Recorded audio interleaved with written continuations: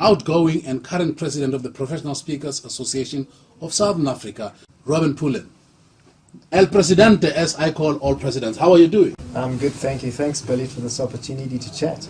This is a great organization. I mean, it's been around for over 10 years. We've produced, top CSPs in a very, very short space of time. So the organization is doing very well, and now for this past year, it has been under your leadership. Well, I'll tell you what I've enjoyed is to see professionals. So when we talk about professionals, we are business people first who have taken this profession of speaking and turned it into our career and our business. And to see like-minded people in a similar career, people who are going through the same challenges but have the same dreams and aspirations. We might say something different, we may have different topics, we have different vehicles, and the way we go about what we do is slightly different.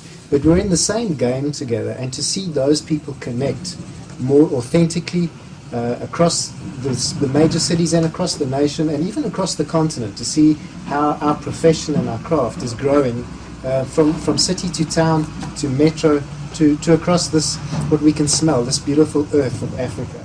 Now we've got a much bigger body of speakers in both in the SADC environment and in the continent.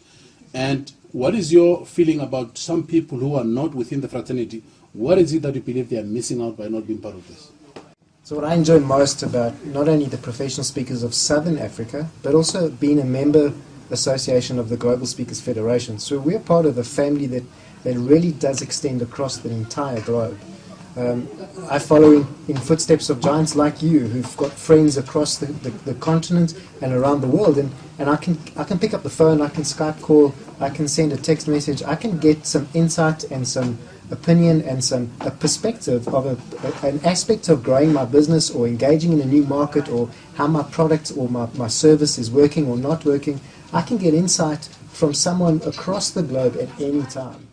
The highlight of your year, what is it that when you look back and say, that was the thing? So the theme for my year of leadership has been the power of the spoken word. And it starts with that spoken inner word, that voice that we speak about ourselves, whether as a child, a growing adult, growing into our chosen career, our profession, or as that personal brand, that speaker brand that we take courage to present to the world around us. And I'm encouraged to see more and more of our members, our professional members, seeing the confidence to change the way they're speaking firstly about themselves and their craft and their business. And then further to that, I'm encouraged to see in this last year the conversation, the narrative, the conversation between professional members, the camaraderie, the friendship, the chapters, the friendships that we see in the local chapters, things like the seat at my table dinners that we've had, the top speakers dinners that we've had. There's been opportunities for people to connect in an authentic manner that we haven't seen this often before. So I'm really encouraged to see that that's broken through, despite what happens from a managerial or an organization. Well, the hard issues are the hard issues, but it's true. I mean, behind the business of speaking is a speaker, is a person on a journey with a message to say, with an intention to do good work and to change lots of lives, and be fairly rewarded for doing that. Well, I think having experienced the top speakers dinner and one of the seat on my table, I've seen a shift in the emotion, and I've seen the spiritual shift within the organization, where people, the ego effect it's dying off, and the authentic me, the server, the servant of the people is increasing. And I think that's one of the highlights that we'll remember about your year.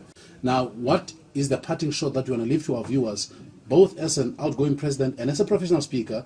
A young man is sitting in Kenya, in Ghana, in Burundi, in Cameroon, and he or she's watching this, and she thinks, can I make a career of this? I love how you've positioned that, Billy, because my work, my brand, my personal work takes me across the continent. And I've had suppers, dinners with people. I like what I understand Nelson Mandela to have said, that I don't know you until we've shared a meal at my table. So I've had meals with people in, let's call them shacks, in houses, in the most amazing places, in cities and towns outside of the big cities, in Kenya, Tanzania. I've worked in South Sudan, Zimbabwe, Zambia. And what's exciting for me is the access to this market, and the access to this kind of business has completely changed because of technology. So anyone with a good message and a heart to serve can start doing that. That didn't exist 5 years ago. Today, anyone has access to that market.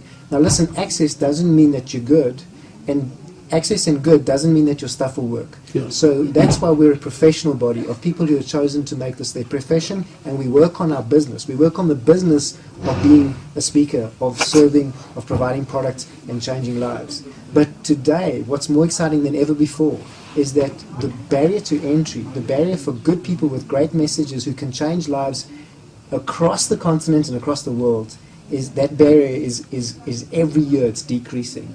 And that's a very exciting picture for us in this continent and the world.